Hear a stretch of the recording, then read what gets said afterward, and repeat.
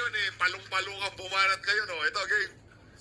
Sir, anong publikasyon yung pinasa? Well, good afternoon everyone. Maraming salamat sa pagpunta ninyo ngayong hapon na ito dito sa Supreme Court. Sinasamahan ko si Attorney Jordan Pisaras para magsampa ng kaso laban kay Comelec Chairman George Garcia para sa lahat ng pandalayang kanyang ginawa ngayong eleksyon 2025.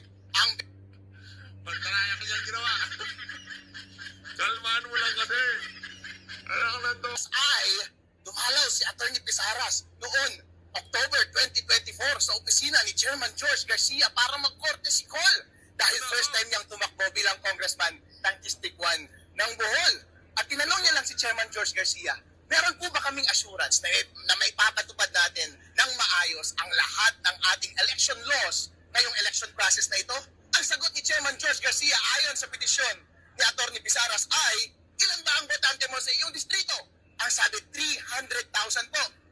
Ang sagot ni Chairman George Garcia, kailangan mo ng 300 million pesos para manalo. What? Anong suggestion yun? Ibig sabihin ba nanghingi ka ng 300 million pesos para maipanalo mo si Attorney Pisaras bilang congressman ng District 1